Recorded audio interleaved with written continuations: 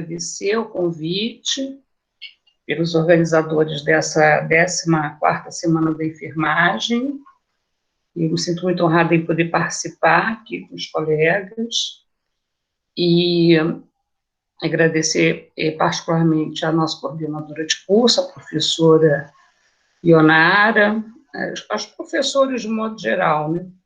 A professora, me faz o nome. Bom, aos professores, e principalmente agradecer a participação dos alunos na organização aí do evento, em relação ao domínio dessas mídias, que é muito importante aí que esse evento aconteça. Primeiro, porque nós estamos comemorando a Semana da Enfermagem, e a enfermagem é a primeira vez que o mundo, né, olha para a enfermagem de uma forma mais de dar reconhecimento ao nosso trabalho, né? A gente que cuida. Então, eu me sinto muito honrada em participar desse evento com vocês, desse momento, e eu pensei, quando começou esse trabalho de organização aí da Semana de Enfermagem, no grupo, eu pensei muito em o que eu poderia estar contribuindo, né? Mas eu preciso fazer minha apresentação, né? Desculpa, já ia atropelando. Eu sou professora Sandra Chaves, eu sou professora das disciplinas da enfermagem e saúde mental. Eu tenho formação em enfermagem psiquiátrica, mestrado, e atualmente estou fazendo doutorando no programa de pós-graduação em Ciências, Biotecnologia e Sociedade, no Instituto de Biologia aqui da UF. E já venho lecionando na UF desde muito tempo, de lá de Niterói, vim para cá, para Rio das Ostras, sou do polo da UF de Rio das Ostras, e tenho trabalhado junto com uma equipe que tem se ajudado e a gente tem crescido muito nos últimos tempos. Agora, com a pandemia, novos desafios surgiram. Por isso que eu fiquei pensando qual o tema que eu poderia trazer alguma contribuição para a discussão no grupo, né, o mais importante. E aí, como eu tenho lido e trabalhado com a questão do ensino à distância e, obviamente, com a educação 4.0, eu comecei a me apropriar mais desse assunto e eu resolvi, então, compartilhar com vocês, tá bom? Pode colocar, então, o primeiro slide, por favor? Primeiro, não, segundo. É Mariana ou Yasmin? Está divulgando já o slide? Não estou vendo. Ah, tá. Passa para o segundo, por gentileza. Está na tela. Isso, é o próximo, tá, querido?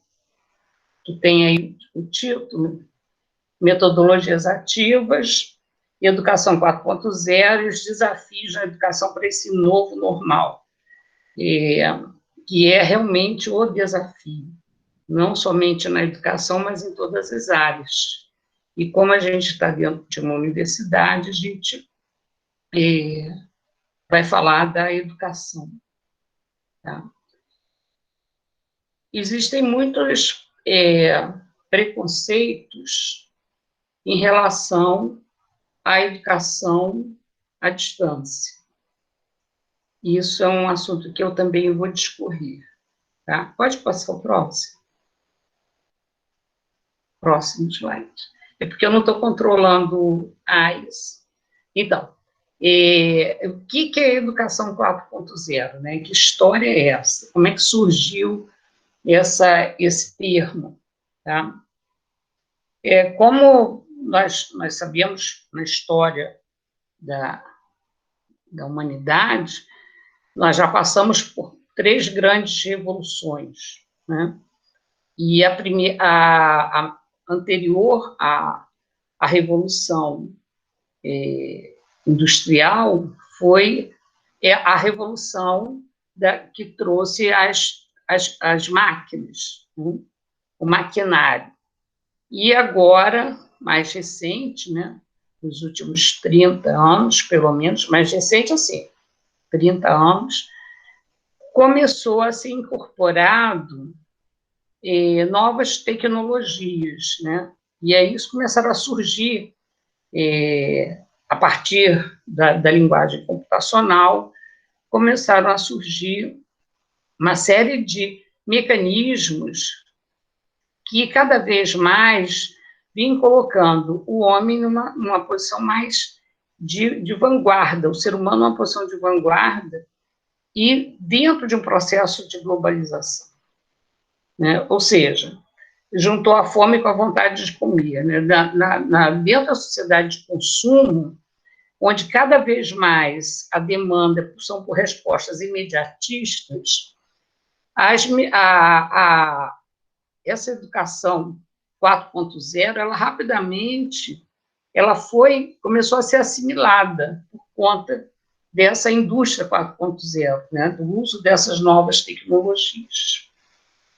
E, consequentemente, na educação, as metodologias ativas, elas vieram junto com essa proposta da educação 4.0, colocando o aluno numa outra posição diferente do que era anteriormente. O aluno agora, ele passa a ser também protagonista do seu próprio aprendizado. Ele saiu daquele lugar passivo e passou a ocupar cada vez mais, e tem ocupado cada vez mais, esse lugar de protagonista. E nós, enquanto professores, passamos a ocupar um lugar de orientadores, de incentivadores para essa caminhada do aluno. Então, essa mudança de foco, essa mudança de paradigma na educação, não é algo que veio de uma forma momentânea ou passageira. É algo que veio para ficar e melhorar. E nós, enquanto professores, né, precisamos estar cada vez mais integrados a essa nova perspectiva. E temos tido, assim, uma série de questões importantes aí para tratar, porque para os professores, olha, pessoal, vou falar assim, não estou falando professor de enfermagem, não, os professores de modo geral, né, questão cultural dos professores. A nossa formação enquanto docente, ela veio de uma tradição em que nós éramos, quando estudantes, alunos passivos. E nós aprendemos, assimilamos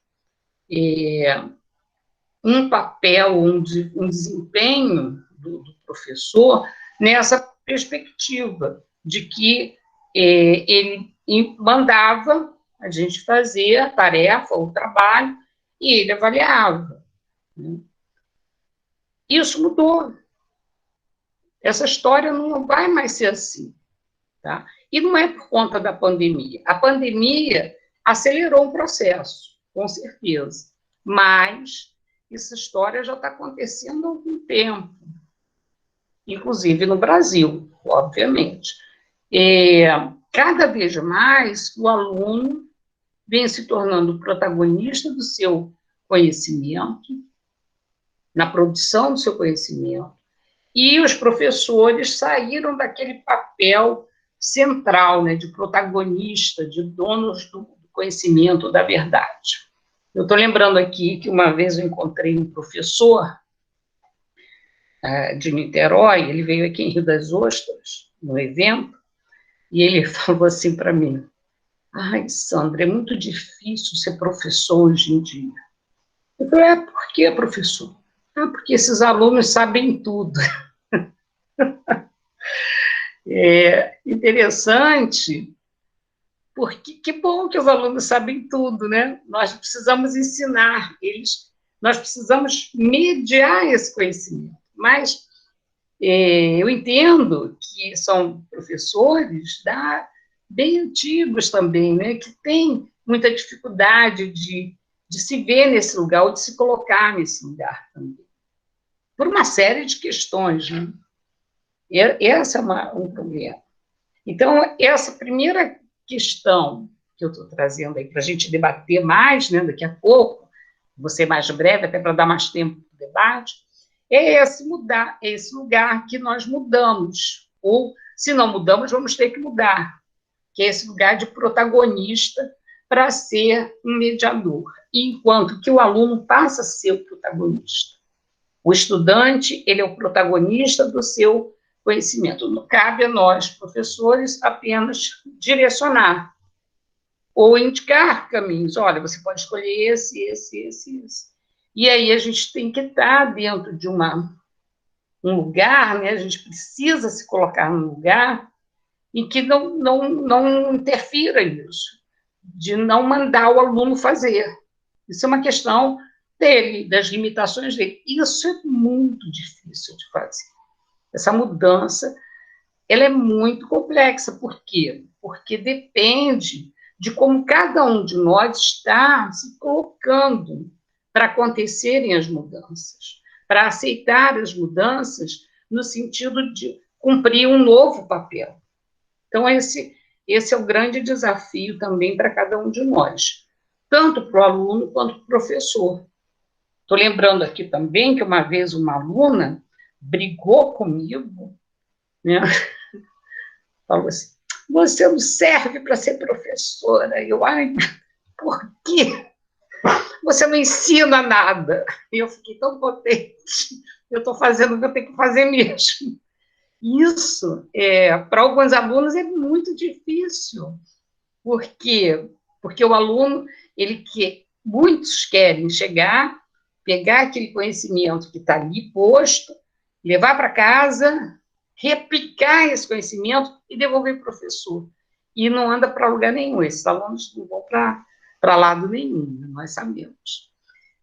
Então, existem resistências dos dois lados, né? Por parte do aluno, por parte do professor. E que protagonismo é esse que se impõe agora, né? Nesse momento, nesse novo normal? Vamos para o próximo slide para entender um pouquinho mais? Pode ser? Então, essa educação 4.0, né, eu peguei na página da Educaetos, daí a referência, e ela estabelece aí algumas caracterizações, né? Primeiro, no círculo interior, né, fala de uma conectividade global. Quer dizer, ela só é possível por conta disso, né? Ela só é possível porque cada vez mais nós temos acesso a essas máquinas que nos garantem essa conectividade, né? E tudo vai andando muito rápido, muito rápido. As coisas vão se modificando numa velocidade incrível.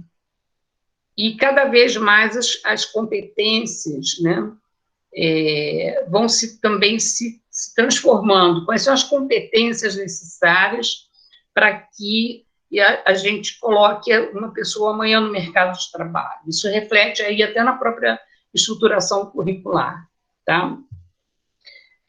Então, cada uma dessas características, ela tem desdobramentos, né? Quando a gente pensa no mundo das máquinas, são as próprias relações entre o ser humano, né, e essas novas tecnologias, que nós temos muitas dificuldades por conta de preconceitos mesmos, que alguns de nós, né, quando eu falo de nós, professores, já se coloca nesse lugar. Eu não consigo, isso é muito complicado, isso é muito difícil. E isso aí, né, é preciso vencer esse obstáculo, né? A minha relação com a máquina, com os computadores, muita coisa eu não sei mesmo, não sei como é que apareceu isso, né? Mas vamos lá, vamos aprendendo. Então, essa disponibilidade interna, que as pessoas precisam buscar. Eu preciso, cada vez mais, me abrir para a possibilidade de aprender. E não exigir que eu tenha um domínio absoluto, porque os professores também são muito vaidosos, né?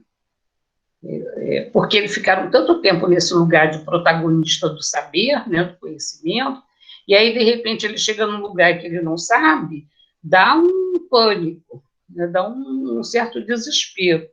Mas é preciso ter a humildade de reconhecer que nós não sabemos quase nada, né? E nós estamos aprendendo. Que bom que eu não sei quase nada, ainda bem, né? Aí isso me motiva para que eu, cada dia, aprenda mais um pouquinho.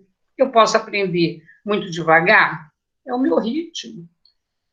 Tem gente que aprende muito rápido, que olhou já entendeu. Eu morro de inveja, né? Gente, como é que funciona isso? Eu fico lá, trocentas horas, mas eu chego lá, devagar e sempre. Mas eu vou entender. Uma hora eu vou entender, mas eu tenho que estar disponível para isso, tenho que estar internamente querendo fazer isso. Tá?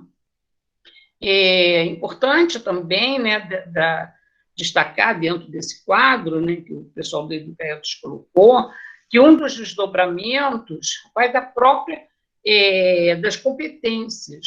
E a gente precisa rever as competências que nós queremos dos nossos alunos em relação a frente à questão da educação 4.0.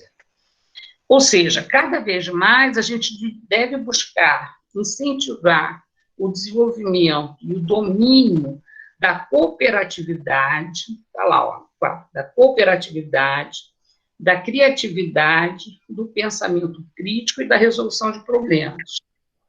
Oi. Alguém quer perguntar? Vamos deixar para o final, né?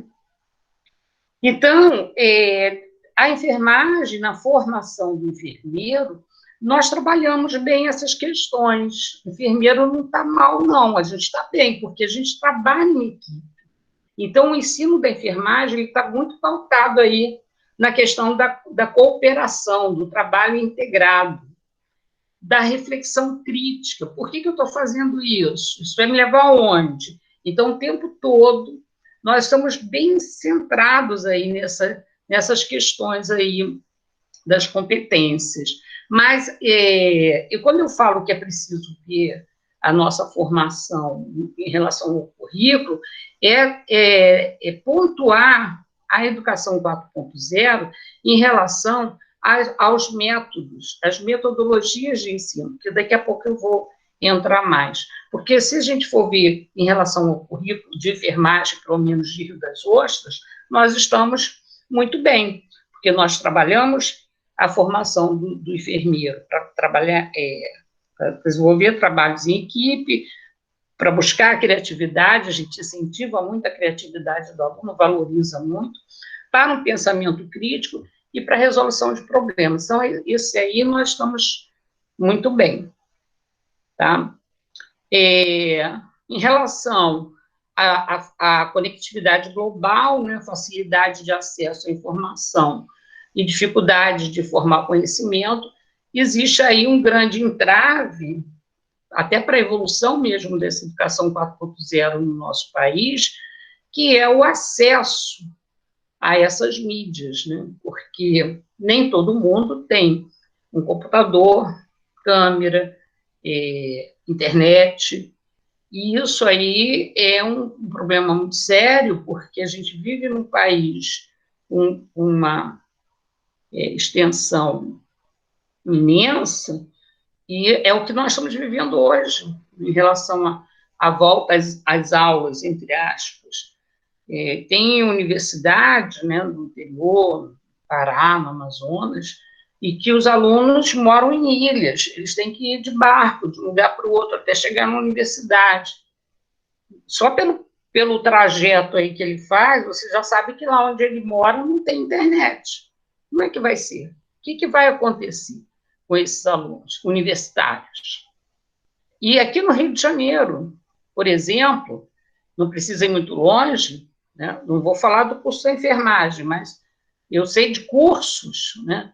E que ontem, conversando com um diretor, ele falou, 50% dos alunos têm internet, 50% não tem. E aí? Como é que a gente vai pensar em educação 4.0 sem conectividade, tá?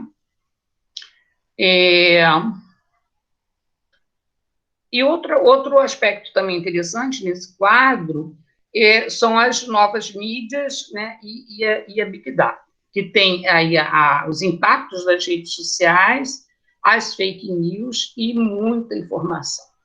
E até que ponto essas informações são informações de fontes seguras, né? Quando a gente fala em que o aluno vai ser o protagonista desse conhecimento, aonde ele vai buscar esse conhecimento? Que fontes são essas? Por isso que o professor é o mediador, né? Porque o professor ele precisa estar acompanhando o aluno em relação a isso.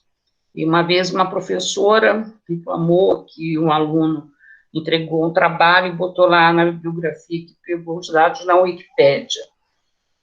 Tem coisas na Wikipédia que são totalmente equivocadas, tem que ver a fonte mais, né, mais segura, quais são as bases de dados, né? E hoje em dia a gente tem, a partir do próprio CAPES, né, as bases de dados para pesquisas, né, do PubMed, por exemplo, né, da Scopus, da Web of Science, entre outras, mais importantes, que nós podemos estar trazendo material para estudo, para pesquisa, e de fontes seguras, mas, mesmo assim, né, mesmo dentro dessas bases, a gente sabe também que a publicação científica, ela é paga, né? E existe aí uma discussão muito grande em relação a isso, porque o que está se veiculando no mundo científico dentro de uma ótica, né, e que impera a questão econômica. Então, é importante também trazer uma discussão ética sobre tudo isso. Lógico, tem um percentual de trabalhos publicados aí que precisam, né, ser banidos. Alguns já foram. Tá? Próximo. Então, aí tem também uma reflexão que eu trouxe para a gente pensar das etapas do aprendizado, né, porque não necessariamente nessa ordem, mas que, pelo menos, ele se dá dentro, né, dessas perspectivas. Né? Eu preciso compreender alguma coisa, eu preciso ter uma capacidade de reter essas informações, esse conhecimento. E quanto mais eu colocar em prática, eu conseguir experimentar melhor para que eu possa também ter uma compreensão mais ampla desse conhecimento, para que eu possa disseminar esse conhecimento, para que eu possa criar em cima disso. Então, o conhecimento, o aprendizado, ele se dá dentro, né, de perspectivas diferentes e que requer canais de percepção também diferentes, tá? Canais sensoriais. É necessário compreender, reter e praticar para criar. A criatividade, ela não é só um ato de inspiração, ela vem com um ato de inspiração, mas ela tem uma base, ela vem a partir de uma série de questões que já estão ali postas, às vezes não inconscientemente, mas que estão ali, e a pessoa, então, em um determinado momento, ela começa a criar, né? E isso é muito bom, e isso deve ser valorizado por todos nós. Próximo. O outro quadro aí que eu trouxe para a gente refletir é que quanto mais tecnologia, mais inovação, mais busca pela aprendizagem. É um ciclo. E tudo isso vai proporcionar um maior engajamento das pessoas. Dentro da perspectiva da educação 4.0, existe aí uma variedade para a aprendizagem, não é mais dentro de um modelo fixo, né? A aprendizagem, ela se dá a todo momento, em todo lugar, de uma forma muito variada, não tem que ser exatamente daquele jeito, tá? E isso tudo vai proporcionar cada vez mais novas conexões, né, mentais, reflexões, e as pessoas vão desenvolvendo as suas habilidades. Essa figurinha aí dos garotinhos, ela é bem isso, né? Aí tem, na medida que vai fazendo uma demonstração de um maquinário qualquer, vai pela percepção, pela visão, pela diversão, você vê que a criança está rindo. Isso aí é muito bom, porque não precisa sofrer para aprender, né? Pode ser uma coisa bacana, divertida e prazerosa mesmo. Então, o prazer é fundamental para que a gente tenha um aproveitamento cada vez melhor dessa aprendizagem na perspectiva 4.0. Próximo. Eu trouxe também assim, algumas questões em relação aos fundamentos filosóficos das metodologias ativas que estão nessa perspectiva da educação 4.0, porque eu estava até agora falando de educação 4.0. A educação 4.0 ela acontece dentro de uma perspectiva de novas metodologias. Daí surgiu a terminologia metodologias ativas, porque tem que ser ativa. Mas isso já não é de agora. Essa perspectiva de mudança do modo de se aprender já vem de algum tempo, vem lá de Vygotsky, na perspectiva socioconstrutivismo, nessa visão interacionista, onde as pessoas aprendem naquela zona de aprendizado proximal, a partir da interatividade, da interação. Então, isso já veio lá daquele russo, né? O Alberto Bandura também, dentro da psicologia cognitiva, ele traz uma leitura importante, né, e vai trazer um embasamento para as metodologias ativas, na medida em que ele vai também falando do aprendizado social, do aprendizado dentro do contexto social, né? E o próprio Dewey, que vai falar aí dessa aprendizagem através da reflexão, que é também muito mais antigo, né, na filosofia da educação. Eu trouxe essa pirâmide de Glasser, que é uma pirâmide até bem conhecida, e eu acho que ela explica bem esse conceito das metodologias ativas, porque a gente vê aí, na base, que tem 95%, a gente aprende muito mais quando a gente ensina aos outros. É diferente, 10% só, né, de capacidade de aprendizagem, só quando a gente lê. Então, vocês veem que nas metodologias ativas, quanto mais recursos a gente utilizar, quanto mais canais sensoriais forem utilizados, maior é o potencial, a capacidade de aprendizagem, tá? Eu me lembro, por exemplo, quando eu estudei enfermagem na graduação, há muito tempo atrás, e eu tinha pavor de anatomia. Eu falei, meu Deus, anatomia, não, anatomia era o bicho, né? Aí o professor falou assim, ele me viu explicando alguma coisa para uma colega na sala, aí ele falou, Sandra, por que você não vem ser monitora de anatomia? Mas eu não sei. Ele, não, você sabe sim. Eu não sabia nada, mas ele disse que tinha que ser monitora. Antigamente, o monitor não ganhava nada, não, só ganhava trabalho. Mas, enfim, aí eu fui. Gente, eu estudei muito, Por quê?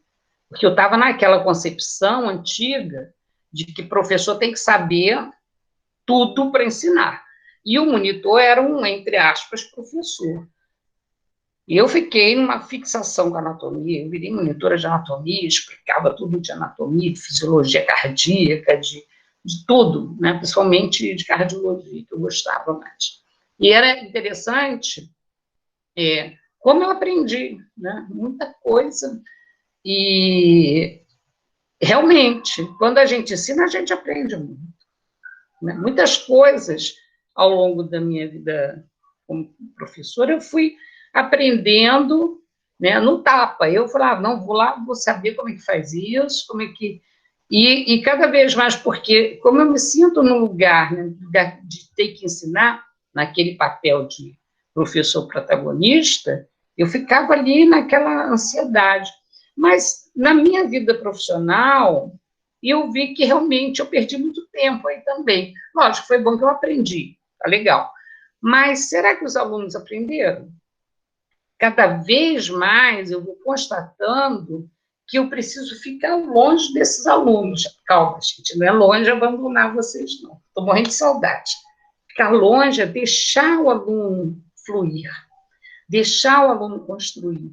E apenas falar, isso aí, que bacana, vai por aí mesmo, fulano também fez assim, o que você acha? Então, essa perspectiva de trabalho, que é muito mais light, porque todo mundo aprende junto, e a gente aprende, o professor vai aprender.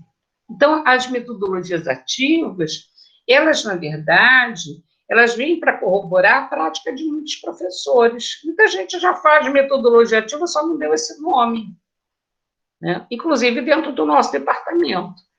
Mas é mesmo, eu faço isso, porque vocês já estão dentro, principalmente os professores mais jovens, né?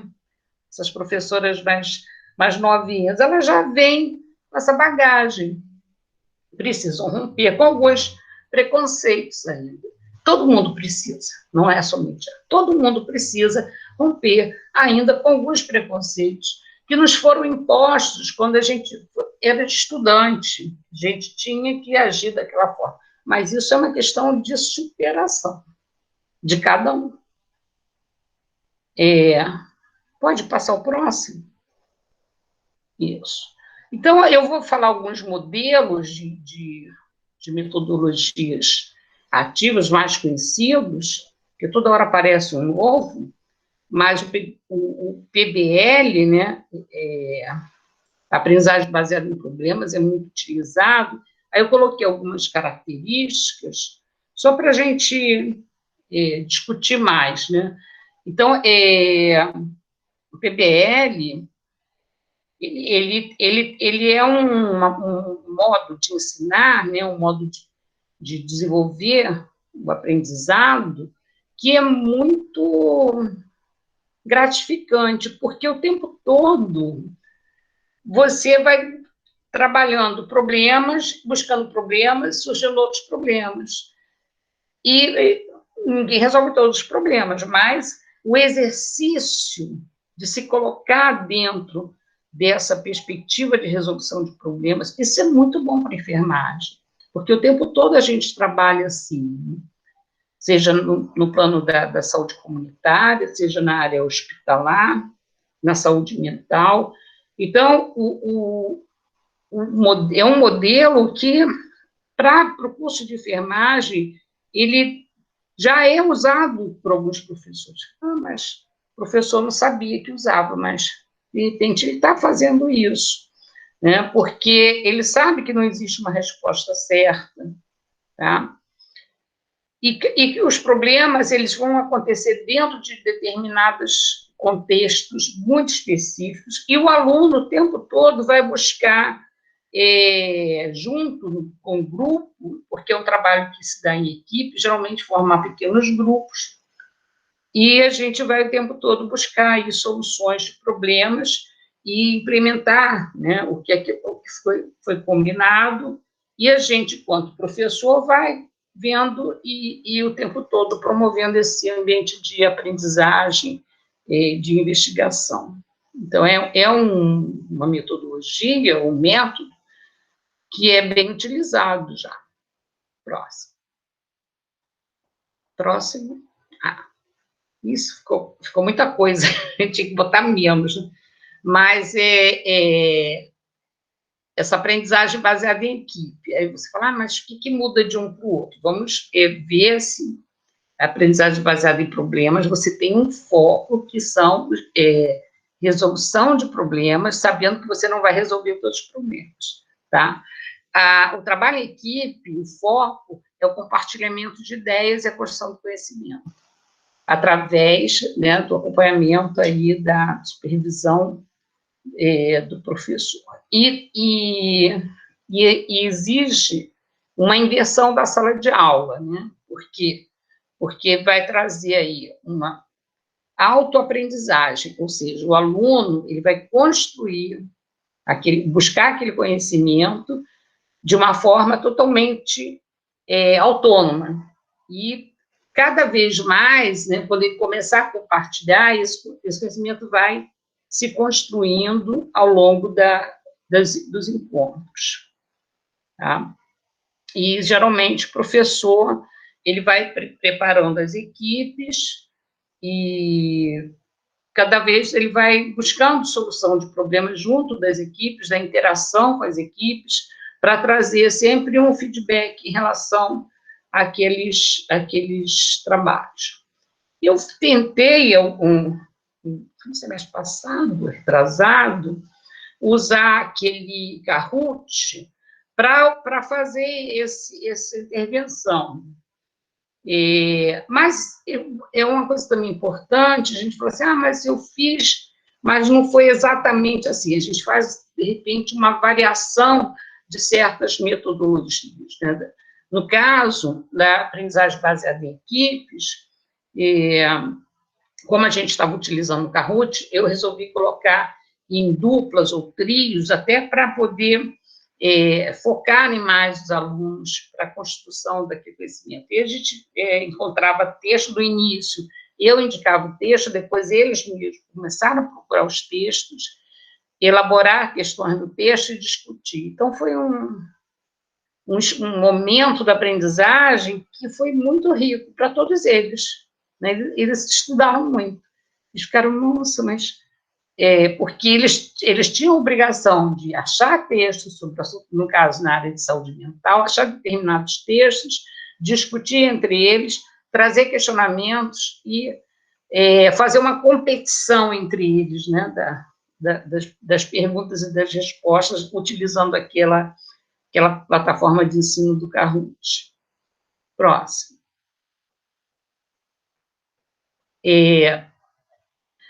A aprendizagem baseada em projetos também é uma estratégia, né, é um modelo que é importante porque vai consolidar o aprendizado dentro de uma sistematização, né, o conhecimento vai se consolidando de uma forma sistemática. Então, é muito importante que o aluno ele vá adquirindo conhecimentos e habilidades trabalhando aí dentro de um período muito longo, né? Não se aplica necessariamente numa disciplina, mas pode estar vinculado a um projeto de ensino, ou a um projeto de extensão, ou até um projeto de pesquisa, onde esses alunos eles podem construir, né, todo um trajeto junto com o professor, né? O professor vai fazendo as orientações e ele vai buscar aí resolver um determinado problema de pesquisa, né? Isso aí é a construção do conhecimento, é a construção, por exemplo, você quer construir um determinado artigo para publicação, né? E, lógico, é uma publicação com um grupo de professores, de estudantes que pode utilizar. E o tempo todo garantindo aí a voz do aluno, a escolha do aluno. E isso é muito difícil, né? Porque a gente tem muitos professores, a gente tem na universidade os professores que orientam trabalhos que eles querem, eu só quero esse. E o que o aluno quer não é o que menos importa. Isso tem que mudar. Isso tem que mudar, porque a construção do conhecimento, ela está dentro de um novo paradigma a partir da educação 4.0, e essa metodologia aí, ela mostra bem isso. Porque o aluno pode trazer a questão, investigar, constituindo um grupo de pesquisa, de estudo, e desenvolvendo aí o seu artigo. Então, é uma metodologia que ela está muito mais, né? Eu vejo ela muito mais dentro de projetos de pesquisas do que dentro de uma abordagem disciplinar de sala de aula. Pode ser, de repente, uma sala de aula enquanto um exercício. Tá? Próximo. Aí, eu coloquei uma proposta, né, essa proposta aí em relação à questão da Covid, eu criei junto com a Mônica, lá da Fiocruz, numa discussão de turma, né, e eu criei essa questão do acolhimento, né, um tempo atrás, eu fiquei, como é que o pessoal vai voltar? Porque uma hora a gente vai voltar, tá? E o que nós podemos fazer? Então, eu coloquei essa proposta, né, para que todos, eu estou compartilhando aí com vocês, né, para que todos possam refletir, de repente fazer também, alguns podem ser professores em alguns outros lugares, que aí não tem só o pessoal da UF, mas algo para a gente refletir, né? Então, é preciso aí, olha, o objetivo é desenvolver ações coletivas junto à comunidade escolar e toda a comunidade ao redor, né?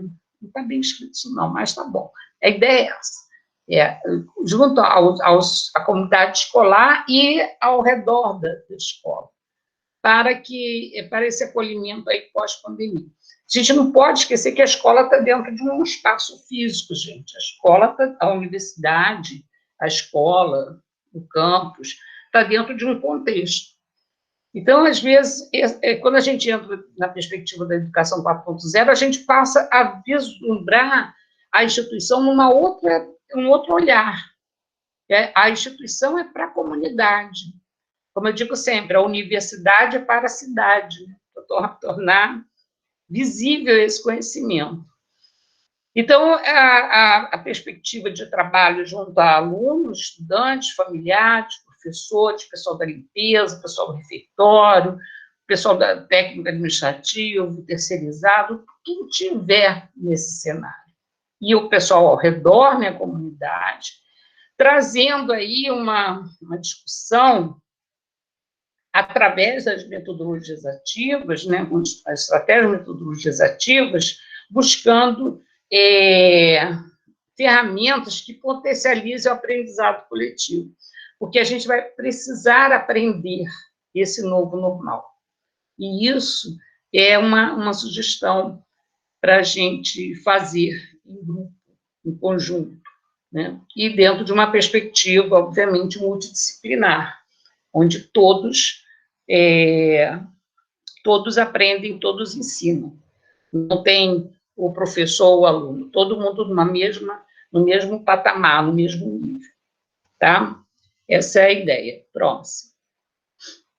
Vou terminando já, e dentro dessa perspectiva aí do acolhimento, aí eu faço algumas sugestões, né, de criar oficinas de acolhimento, grupos de apoio, né, para as vivências, organizar atividades para atender demandas de determinadas turmas que surgirem, fazer oficinas de criação. Como é que vai ser? Como é que vai voltar a estudar? Não é que as pessoas tenham esquecido como estudar. Como é que nós vamos voltar a estudar dentro desse novo normal, na perspectiva da educação 4.0? Que tal a gente virar o jogo a partir de agora, trazer a educação 4.0, as metodologias ativas, para dentro da nossa realidade, de uma forma mais concreta mesmo, né? E também trabalhar com o pessoal da saúde, da psicologia, da pedagogia, da psicopedagogia, da educação, todo mundo buscando aí contribuir, né? Fazer fóruns de acolhimento das famílias, e dentro do ambiente escolar. O ambiente escolar dentro da universidade, dentro da escola, num local onde o conhecimento se dá. Próximo. Tem outro. E eu vi essa legislação aí de 2015, que fala que a educação era um direito da pessoa com deficiência, porque é algo também que a gente precisa trabalhar, né? As pessoas com necessidades especiais, que são também marginalizadas, infelizmente. Então, como que nós vamos trazer, dentro dessa perspectiva das metodologias ativas, as pessoas com necessidades especiais? Como é que nós vamos estar incluindo? Como é que nós vamos trabalhar a inclusão? Tá? No momento, também podemos fazer aulas à distância, por videoconferências, tal. E cada vez mais os professores devem estar se reinventando e fazendo o uso das ferramentas e plataformas digitais. E também é importante destacar que ainda existe um grande preconceito em relação ao ensino à distância, o que muitos falam EAD. Então, muitas pessoas falam assim, eu sou contra EAD. Vou perguntar, o que é EAD? É educação à distância. Mas o que é essa EAD? O que significa EAD? Existem muitos preconceitos em relação ao ensino à distância, porque, como foi colocada, ela vem se desenvolvendo no Brasil. Lá fora, na Europa, em outros países, já tem muito mais, né, o ensino à distância dentro da perspectiva da educação 4.0, com essa abordagem das metodologias ativas, diferente do que se pensa aqui o ensino à distância, porque a educação 4.0, metodologias ativas com utilização das mídias, é educação à distância. Então, é até bom a gente nem usar mais esse termo, educação à distância, porque não é para se fazer comparação, até porque houveram muitas distorções em relação ao ensino à distância, dentro do como ele surgiu aqui no Brasil, né? De uma forma muito equivocada. E ainda existe, porque outro dia eu escutei uma pessoa falando, né, num jornal, nem sei se foi no jornal, no YouTube, em algum lugar, que a gente não sai de casa, né, mas eu escutei isso. A mãe reclamando que o filho não aguentava mais assistir aula pelo computador, porque o professor fala, e ele acaba pegando no sono. Gente, qualquer um pega no sono, né? Daqui a pouco vocês também, por isso que eu vou parar de falar. É para trocar, é para interagir. Não tem como você ficar nesse lugar que vai ensinar e você só falar. O conhecimento ele só acontece se houver mudança de papéis, né? O professor não é mais esse protagonista, e é preciso trazer o aluno para mostrar o que ele está buscando, o que ele está aprendendo. E isso mobiliza o aluno. E não vai dar sono. Mas, se continuar achando que vai ficar ali, dando uma aula, explicando, falando 3 horas seguidas um assunto, não tem qual aprendizado. Né? Então, o aprendizado, o conhecimento, ele vai se construindo dentro de uma nova perspectiva. E se a gente ainda não sabe fazer isso direito, a gente vai ter que ir aprendendo, porque é essa realidade que está vindo aí para a gente. Né? Por isso que eu trouxe essa questão aí, não somente para o olhar da pessoa com deficiência, né? Que também é preciso repensar e ver como é que vai ser a inclusão, como das nossas próprias deficiências e limitações, para mudar. Próximo. Tem mais outro? Próximo slide. Tem também aí a medida provisória, né, que fala que as instituições têm que cumprir carga horária mínima e uma quantidade menor de dias letivos. Essa questão dos ajustes que estão sendo colocados aí pela questão da Covid, que eu acho que a gente também precisa ficar atento, porque a gente está dentro de uma ordem social em que as questões, as decisões não são tomadas de uma forma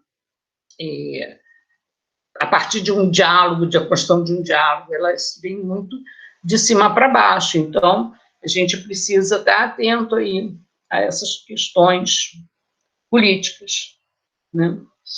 Próximo. Acho que agora é o último. Tá. Encerrando. Falei muito tempo. Bom, estou aqui à disposição de vocês, se eu puder colaborar, estou às ordens. Muito obrigada pela paciência de todos. Boa tarde, Sandra. Sim. Vamos começar aqui com perguntas, né, esses últimos minutos. E o Marcos enviou uma pergunta aqui no chat e eu vou abrir para ele poder perguntar para você, que eu acho que é uma pergunta que dá para discutir bastante. Marcos, você pode abrir seu microfone? Oi, boa tarde, tudo bem? Estão me ouvindo? Sim. Sandra, primeiramente, parabéns pela tua apresentação. Eu fui da primeira turma, né, da UF do Social, né, que vocês abriram para a gente. Foi muito importante isso, me deu a oportunidade de entrar também na UF e agora de seguir uma área que realmente eu gosto de atuar, que é a matemática, a licenciatura. Foi muito importante, obrigado por isso, em nome de todos os alunos que participaram. A grande dúvida que eu tenho é a seguinte: você até chegou a comentar agora no finalzinho com relação à inclusão, né, dos alunos que possuam alguma deficiência. É porque, assim, a metodologia ativa, ela é algo novo, realmente, para a gente. Infelizmente, ainda tem um ensino bem tradicionalista, né, no decorrer dos últimos anos. Só que, dentro da sala de aula, nós, alunos da graduação de licenciaturas, nós temos o mesmo convívio, claro, em cima ainda de uma aula tradicional. Até pelos PPPs, que são os programas, né, desenvolvidos pelos colégios, aquilo que vem do governo para a gente, dito pelo MEC, para a gente poder ensinar, é tudo ainda de uma forma bem tradicionalista.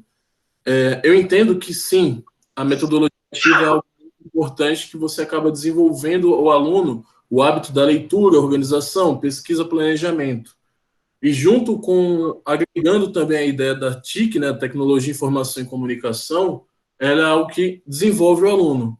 Só que o grande problema no Brasil, que os alunos, boa parte, não tem uma biblioteca dentro de uma escola, não tem livros atuais, às vezes você pega um livro de 1900, 2000 ali, dentro da sala de aula, e para o aluno dito normal, que eu não concordo com esse termo, mas o aluno que não possui nenhuma deficiência, a metodologia ativa já é complicado. Eu queria entender como é que eu poderia agregar ao aluno que possua algum tipo de deficiência intelectual, como é que eu posso trabalhar essa ideia da metodologia ativa para esse tipo de aluno?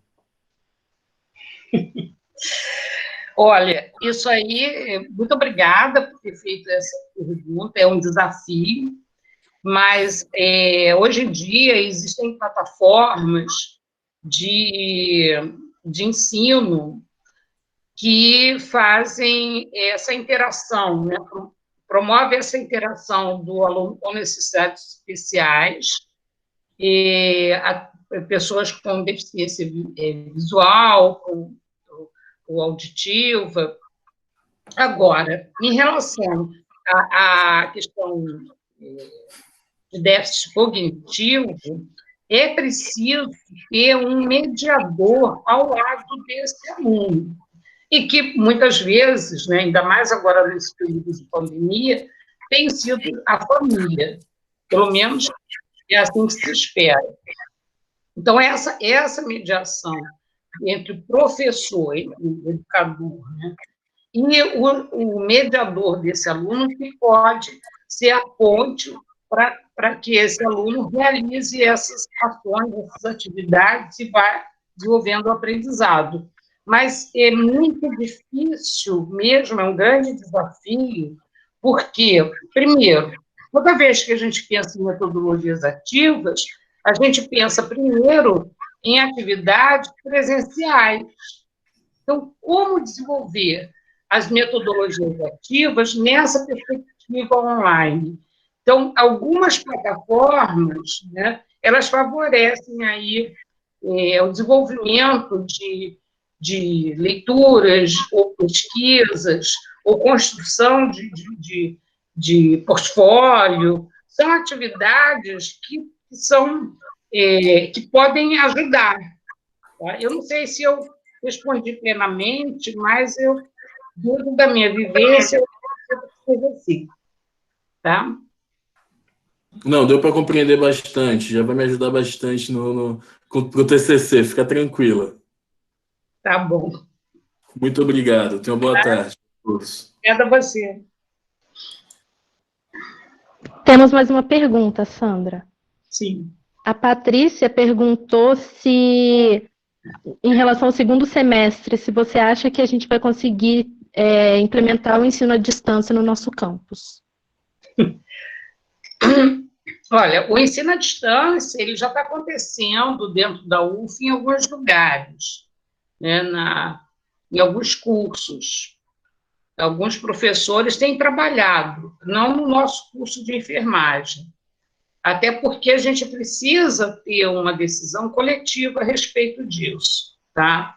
Então, eu tenho expectativa de que a gente inicie e retorne o mais rápido possível. E a minha contribuição na reunião do nosso grupo foi de que a gente possa iniciar o ensino utilizando até metodologias ativas, o ensino à distância, dos conteúdos teóricos. Existe uma grande preocupação agora da universidade, isso não foi nem discutido no nosso grupo, mas depois dessa reunião eu tive em outra reunião e existe, ontem teve reunião do CUV, a grande preocupação na universidade hoje é a formação do pessoal que está aí voltando a apresentar o TCC ou concluir o TCC. Não estou falando só da enfermagem, não, é da universidade como um todo. E aí precisa se buscar soluções, porque o governo ele repassa verbas para a universidade de acordo com o número de formandos. Se não houver formandos, está arriscado a gente ter mais corte ainda de verbas. Então, é uma questão que está sendo discutido na universidade toda. A perspectiva de que se vai voltar para o próximo semestre, realmente, eu não acredito que a gente volte plenamente, mas talvez algumas disciplinas. Mas isso não depende de um ou outro, depende de uma decisão do conjunto, do coletivo, tá bom? Não sei se respondi aí, amiga.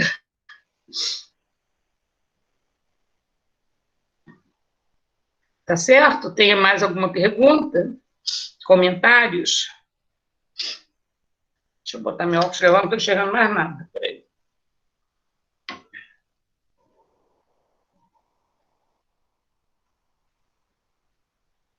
Nossa.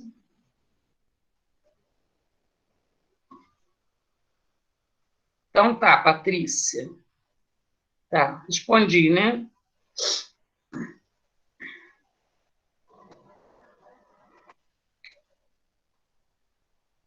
Alguém quer perguntar mais alguma coisa ou já a gente terminou o tempo? Hein, pessoal?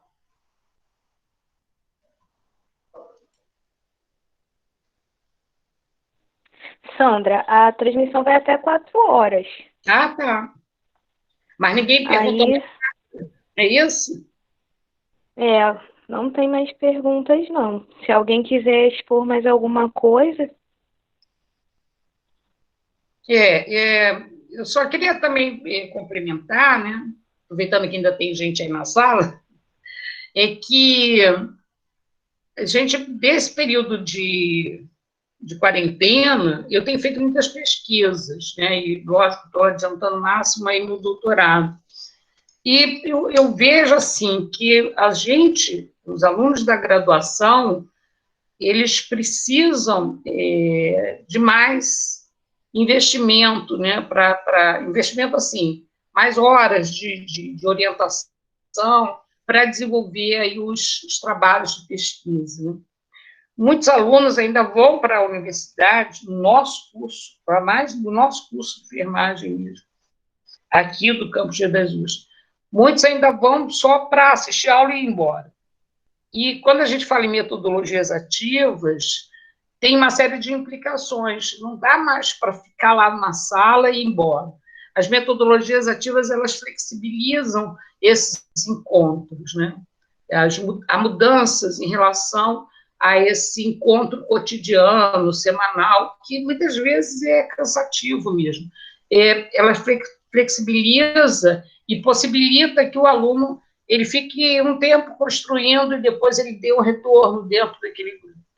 Isso que a gente precisa buscar agora nesse novo normal, flexibilização desses encontros, tá?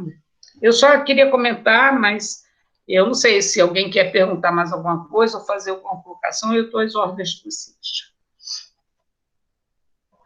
O povo está tímido.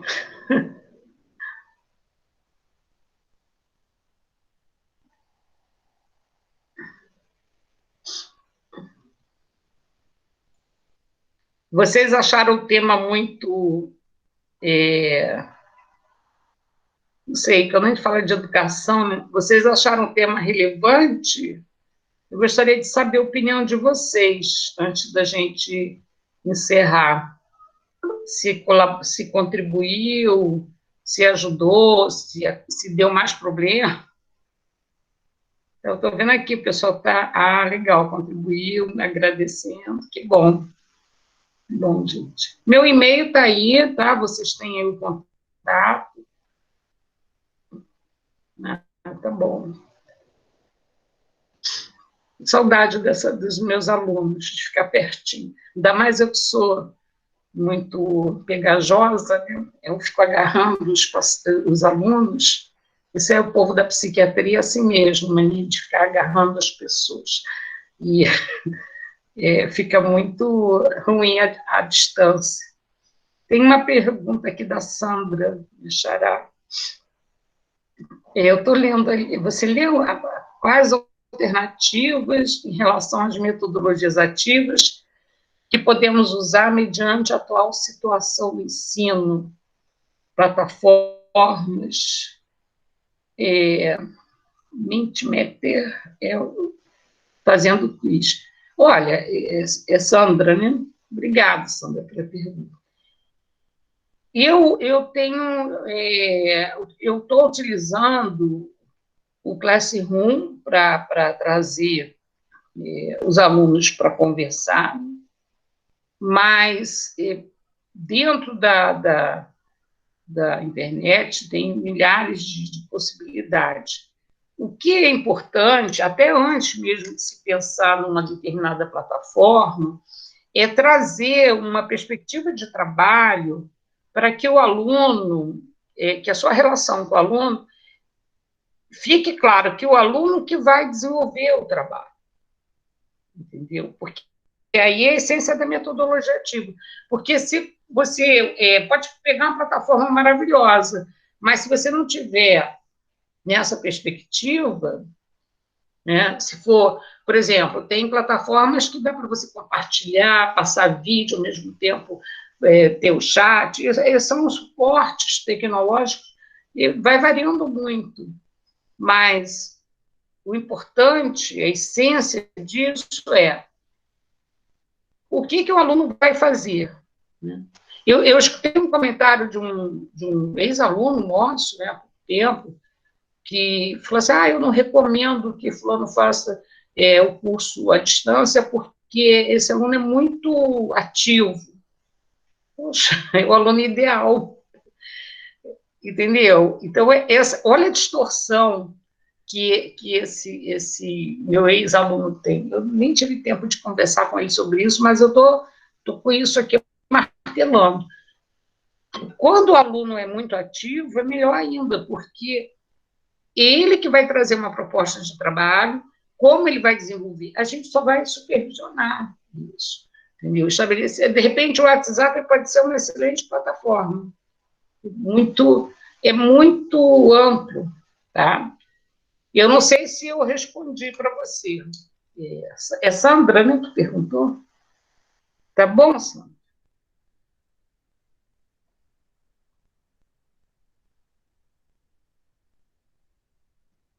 A questão do quiz é aquele Kahoot que eu utilizei. Eu utilizei algumas vezes, mas tem outros bons também. É isso que você queria saber?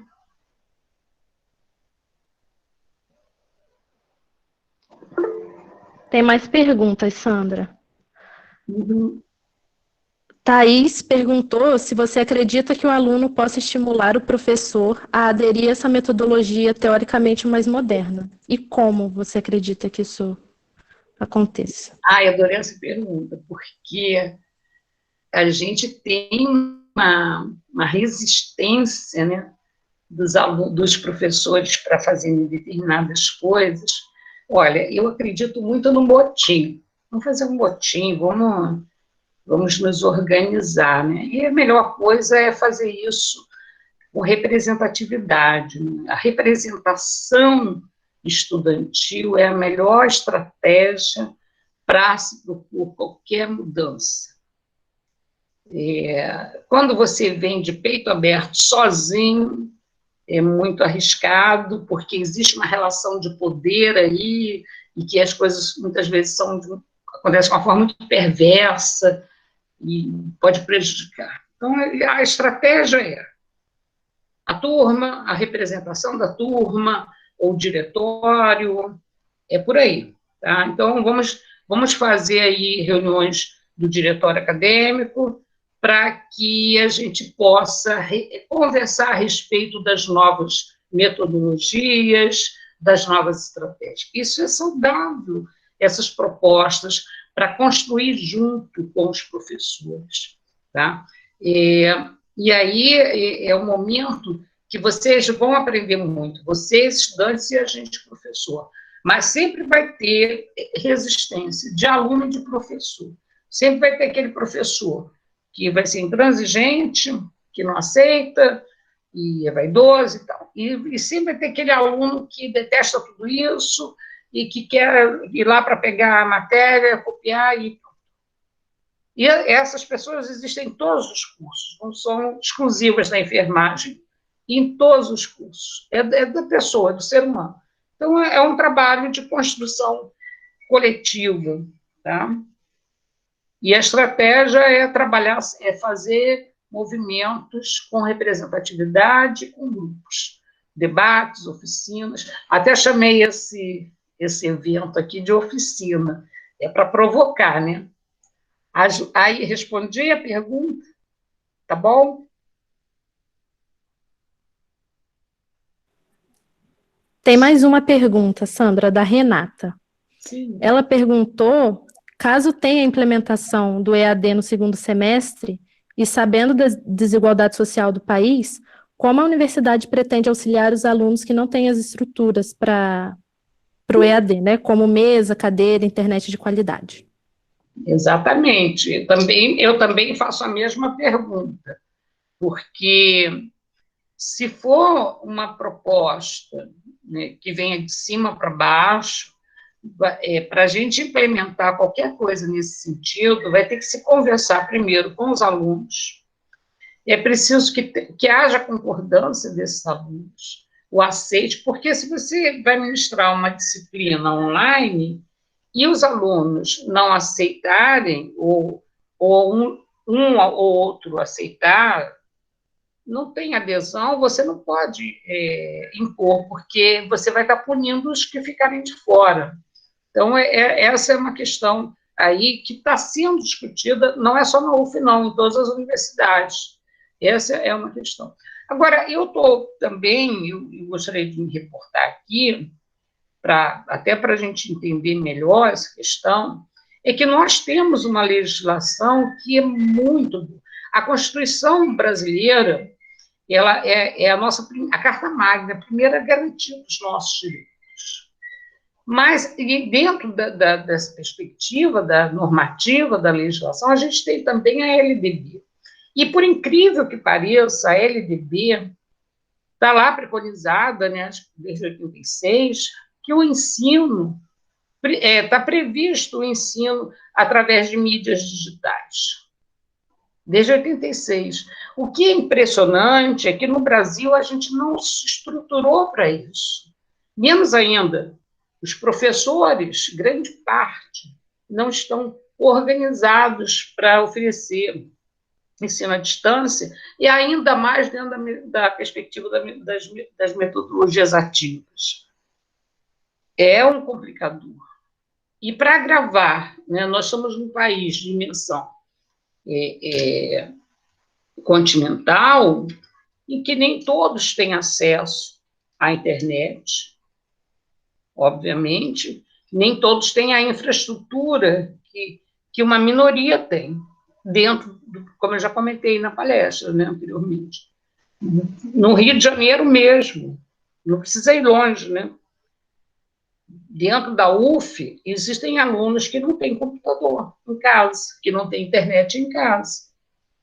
Então, não tem como impor isso, mas é preciso, entre aspas, né, um dos pontos positivos da pandemia, lógico que a pandemia não foi boa para ninguém, mas a repercussão dessa pandemia na questão econômica, que está seguindo muitas coisas, na questão da educação, ela traz essas reflexões e essas perspectivas de inclusão, né? Então, assim, como toda guerra, né, todo pós-guerra, existem ganhos, né, existem as perdas, infelizmente, lamentável, tristemente, né, de milhões de pessoas que morrem, mas existem invenções, as invenções, né, que vêm logo depois, vão surgir aí muitas coisas, eu tenho certeza que vão ser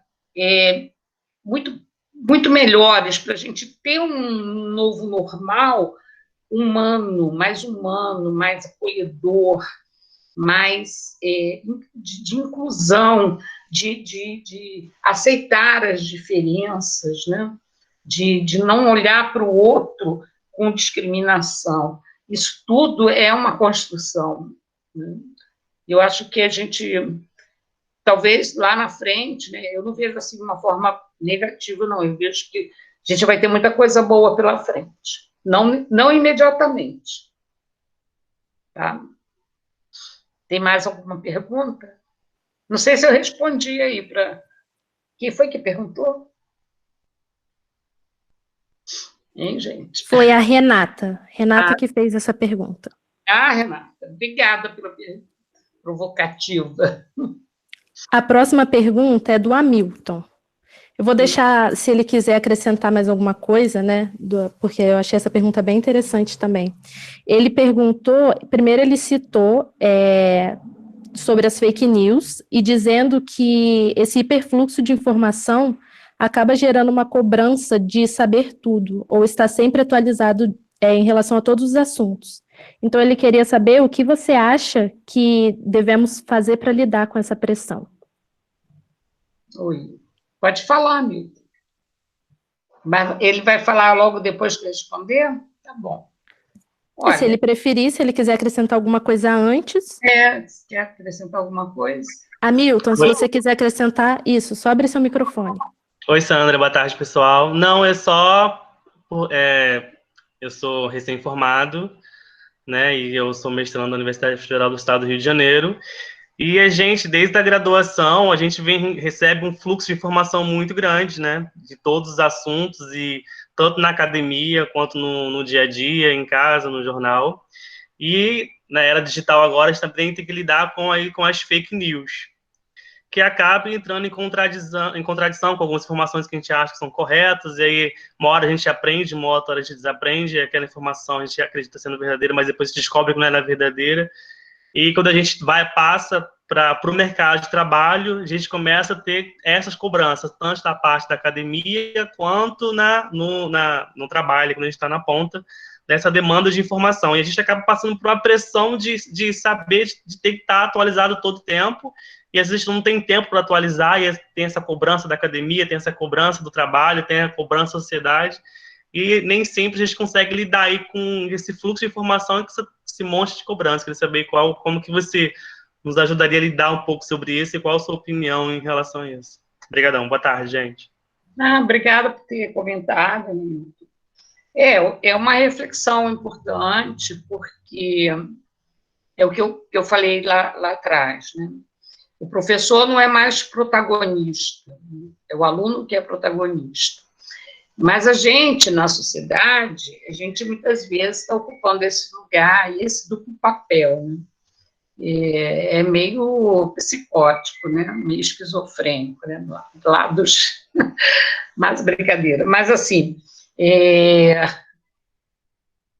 o conhecimento, ele está posto aí, né?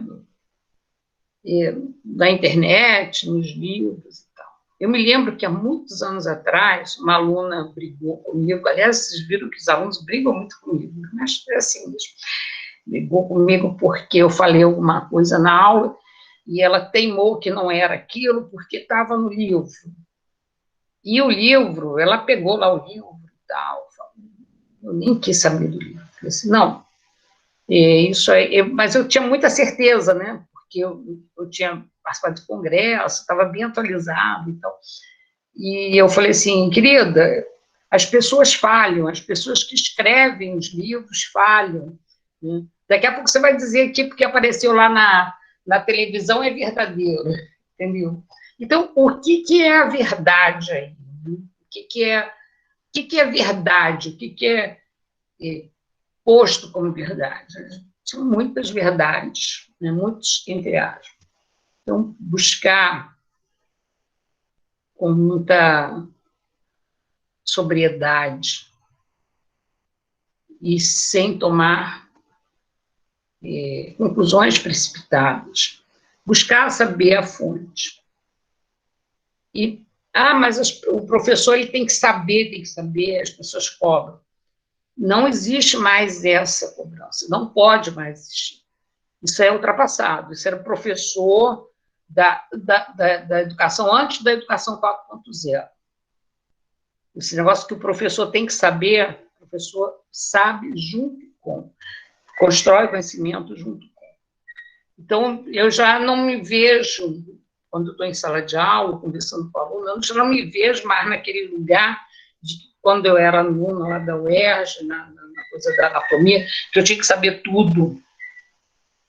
Primeiro que é humanamente impossível, e a velocidade com que as coisas vão acontecendo é muito, muito rápido. Então, a melhor forma, até Freud falava isso, né?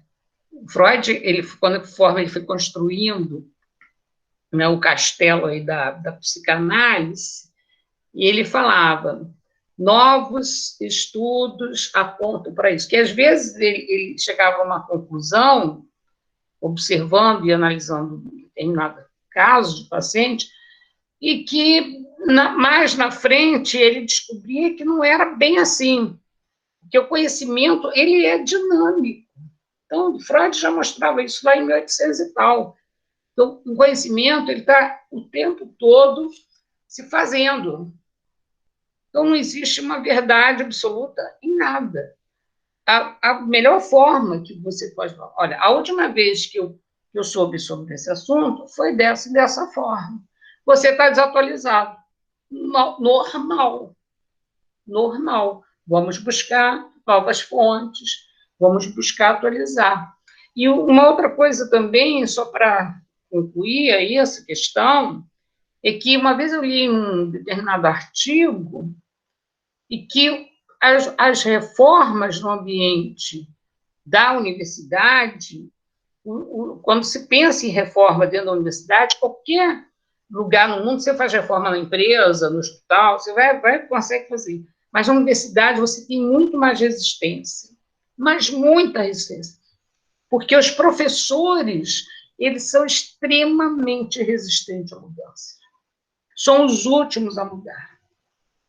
E olha que essa história de educação 4.0 já está aí, ó, acontecendo, já pelo menos, não, só do ponto de vista da filosofia, já está aí mais de 30 anos, entendeu?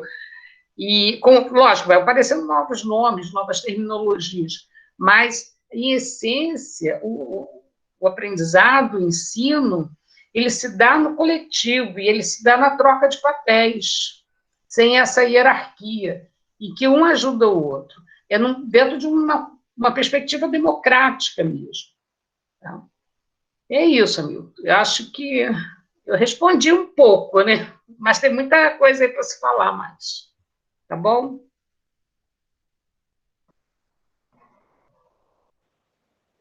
Tem mais uma pergunta do Romário. Ele perguntou como ofertar atenção integral a todos os alunos, tendo em vista as diferentes dificuldades de aprendizagem e traumas psicológicos de certos conteúdos nos educandos.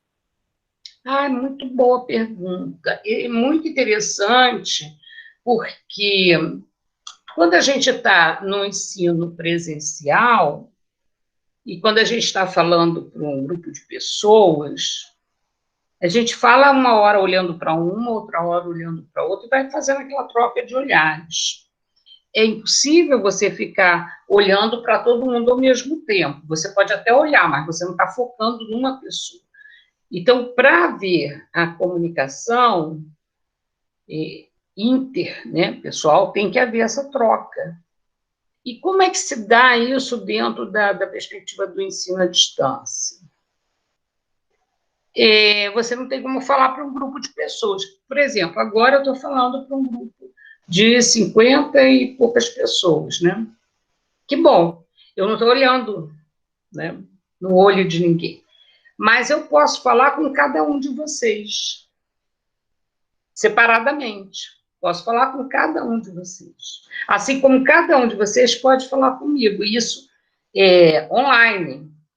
Eu acho que dentro da mágica, né, da tecnologia, né, que fica assim, tem uma coisa assim meia mágica, é essa mudança. O ensino, dentro da perspectiva da utilização de mídias, ele passou a ser extremamente democrático. Aqui não tem quem sabe mais, quem sabe menos, quem é formado, quem não é formado. Aqui está todo mundo igual, são várias pessoas trazendo uma discussão sobre um assunto. Esse é democrático e, ao mesmo tempo, você fala com todo mundo. Eu estou falando com todos e todos podem falar comigo. Lógico, dentro de uma comunicação assíncrona, né? Você tem tempos para conversar com cada um. Eu acho que a vantagem maior do ensino é utilizando mídias. Mas é um desafio, né? A gente sair desse lugar, né, em que a gente é o centro da atenção. Porque o professor é vaidoso mesmo. Ele tem uma vaidade, né? Todo mundo está olhando ali para ele. Isso aí tem que ser superado. Eu acredito muito nisso. Tá? Tem mais algum questionamento, pessoal? Não sei se eu respondi aí plenamente, mas, assim, dentro do que eu entendo, tá, gente?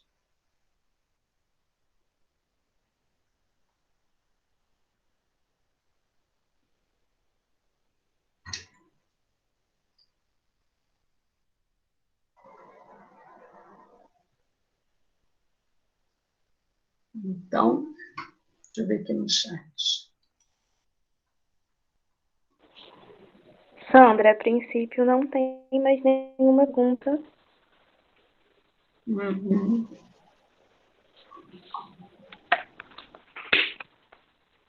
Não, o pessoal está aí agradecendo. Sei, né? É troca, né, gente? Como ofertar atenção integral. Realmente, a integral, ela vai se dar a partir mas você falou em traumas, né? Traumas psicológicos, certos conteúdos do educando. Olha, tudo precisa ser superado, né? Tendo visto as diferentes dificuldades e traumas. Muita gente tem trauma de matemática, né? Porque vem dentro desse olhar. Você está tirando aí a minha apresentação. Vai entrar outra? É isso?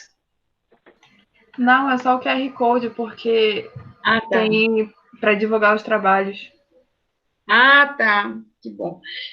Mas aí, concluindo aqui a questão dos traumas, a educação 4.0, dentro dessa perspectiva das metodologias ativas, ela trabalha muito em cima da criatividade, da valorização da pessoa, da valorização do potencial da pessoa, e todo mundo tem dificuldade, todo mundo tem limitação, cada um anda num ritmo.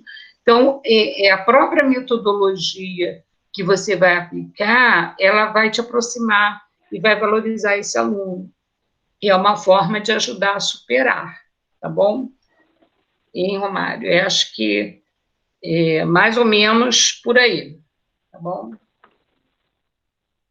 Acho que deu, né? Né, Yasmin? Tem mais ninguém perguntando nada? Alguém quer comentar alguma coisa? Milton disse que tem mais uma pergunta. Tá bom. Pode falar, Milton. Pode abrir seu microfone. Gente, saiu de novo. Professora Sandra, a senhora falou algumas vezes que muitas das vezes o professor na academia tem certa resistência no processo de atualização e de mudanças e tal. Até muitas vezes eu percebo até por uma questão de ego e algumas coisas.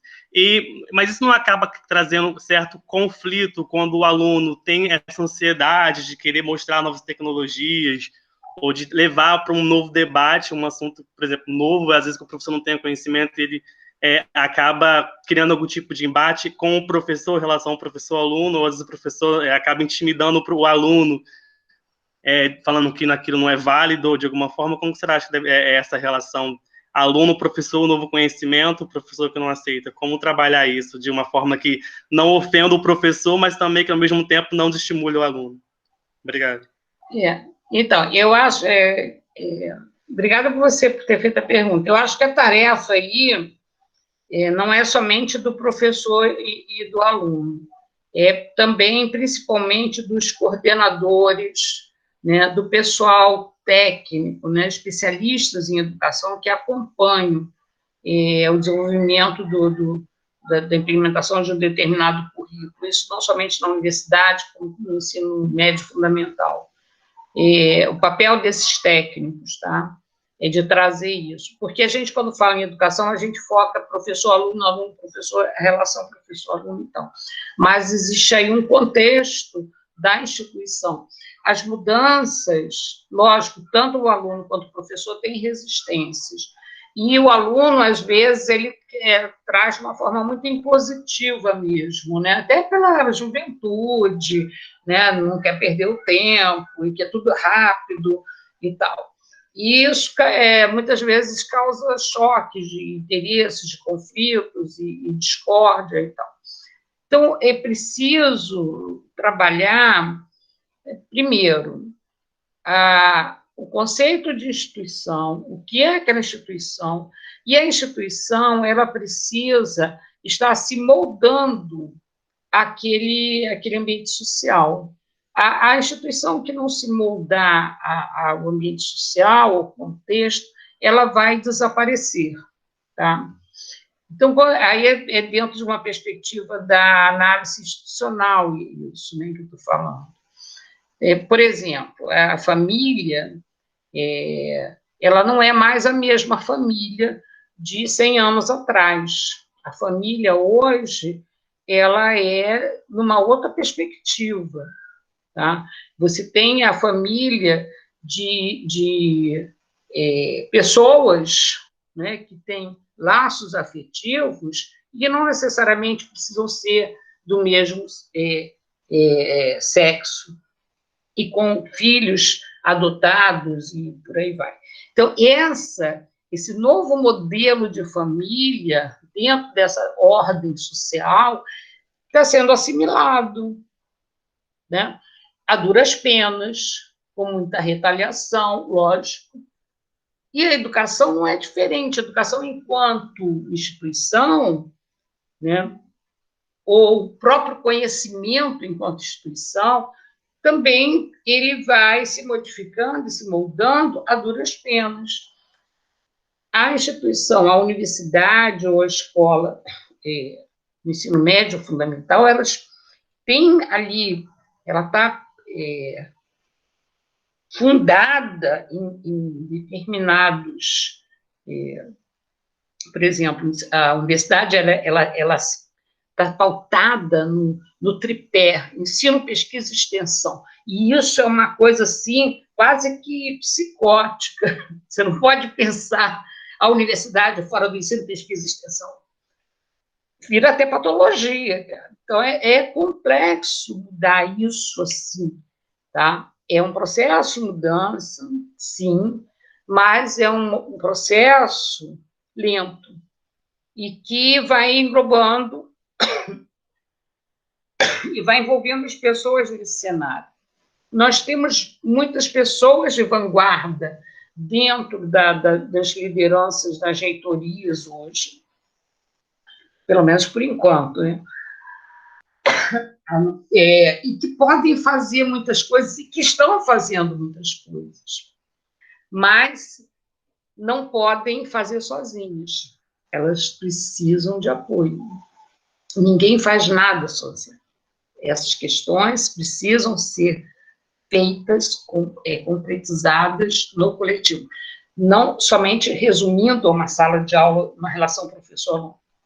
O aluno, como eu já falei, ele pode trazer, sim, uma discussão, ele pode trazer a partir de uma representação, porque não é o aluno que está falando, ele é o representante de turma, então ele já coloca uma pessoa, né, que não é ele, mas ele é porta-voz. E isso é muito importante. Essa é uma estratégia que a gente precisa lançar mão. A gente, eu falo, estudante, e a gente, enquanto professor, representando também para que as mudanças aconteçam. Tá? Eu vejo que é possível mudar, é possível, é necessário mudar. É possível, é necessário e precisamos mudar muitas coisas, mas no grupo, com discussões coletivas. Tá bom? Acho que dá para responder mais ou menos por aí, não é isso?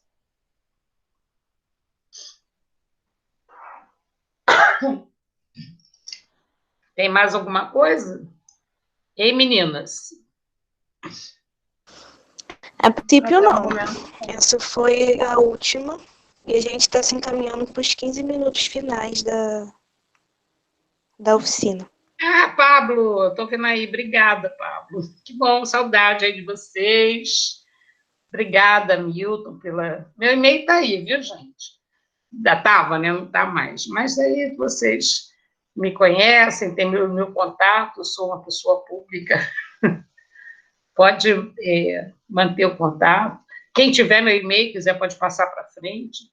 A gente vai se falando aí, tá, gente? E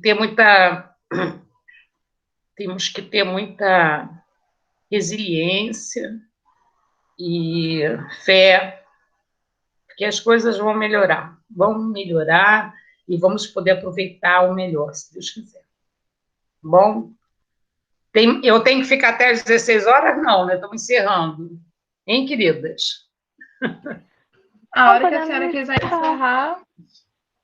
Eu acho que sim, acho que a gente tem que se despedindo. Aí meu e-mail, e eu estou à disposição de vocês, que eu puder colaborar dentro da universidade, vocês podem contar comigo. Nós estamos num momento político muito delicado, mas eu tenho certeza, eu confio muito na nossa reitoria, no nosso reitor, que estão à frente ali, trazendo um diálogo com os professores e buscando o melhor para a universidade. Então, eu agradeço a participação aí de todos os alunos, as perguntas que foram feitas, as meninas que fizeram a moderação do debate. E eu não sou especialista, né, em metodologias ativas, mas eu trouxe aí o desafio para a gente aprender mais, tá? E, um beijo, um abraço, muito obrigada a todos. Tchau. Agradecemos, Sandra, foi ótima a oficina, à disposição para a gente. Tá bom. Obrigada. Tchau. Tchau. Tchau.